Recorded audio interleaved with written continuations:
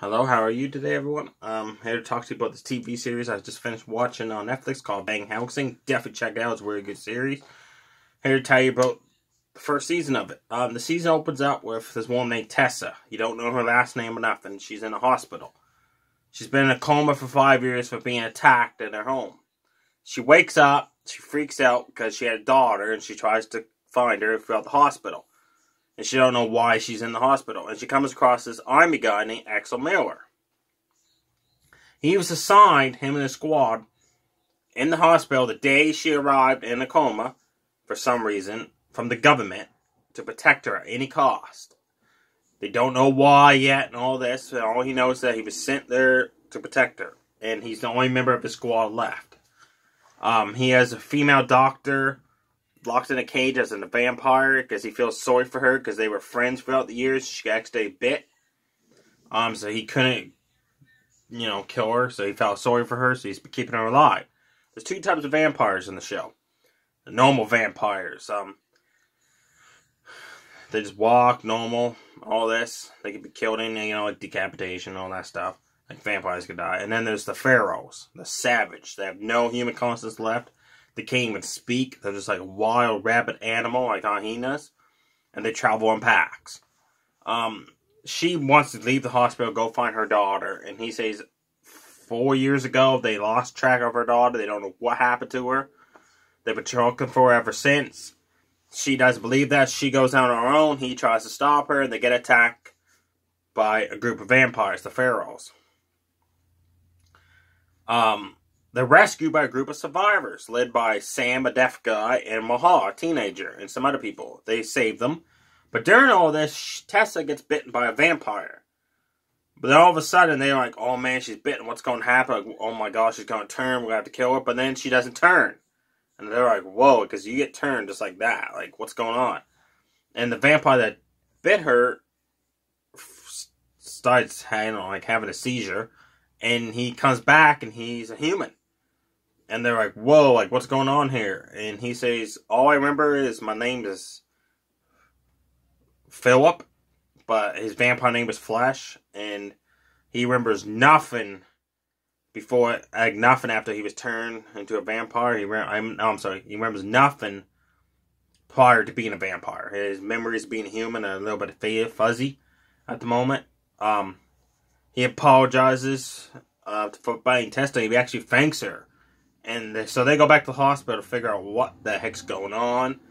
How is this possible? And Axel figures, you know what? Maybe that female doctor that was studying you might know the answers. So she bites her and turns her back to human. And the only answer she knows is there's something to do in her blood, or DNA in her blood, and that any vampire that bites her apparently can turn human. That's the only thing she knows. And she thanks Axel for turning her back and all this. The hospital gets overrun with vampires. They have to leave. And they're trying to survive on the road. And she's still determined to go find her daughter. And Maharan, the teenager, has a sister. And the last place he knows that the sister was held hostage by a group of vampires at a farm. Which is basically like a blood bank for vampires. They call it a blood farm.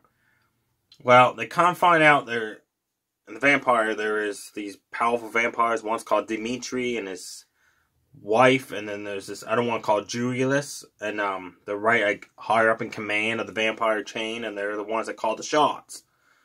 Well, they find out about this Tessa and how she can turn people back from being vampires, so they send out Dimitri sends out Julius and his army to go hunt her down and get her and kill all the rest that's with her.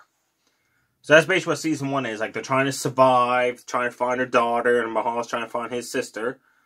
And at the same time, they're trying to survive these attacks by Julius and his camp of vampires. Flash, the guy, Philip there, they call him Flash because that was his vampire name. He decides to get his memories back. Before he was a vampire, come find out he had a family. And when he was turned, he attacked his family. So he thinks that he's killed them all.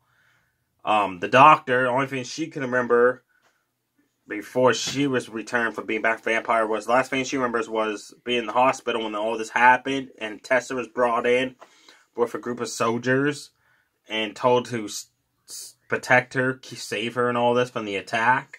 That's all she remembers. Season 1 ends with a huge cliffhanger. Mahal tricks Tessa and says that in the farm is a farm for teenagers, kids, all that. Her daughter might be there. So she goes with them. But it's very high security place for vampires. So the other members of the group stay put. They don't go in. It's just her and Mahanan. It was a trap. All this time, Mahanan's been working with Dimitri and Julius to get Tessa there. To actually get the other people there because the blood bank farm needs more people to drain, I guess. And come find out his sister was alive all this time, not held captive. She's actually, in fact, working with the vampires. Because if you work with the vampires and help them get humans and all that, they keep you alive. They don't turn you. So Mahana feels bad for bringing Tessa to Dimitri and Julius and them. So that's how season 1 ends. She's captured in the evil underlayer of the vampires.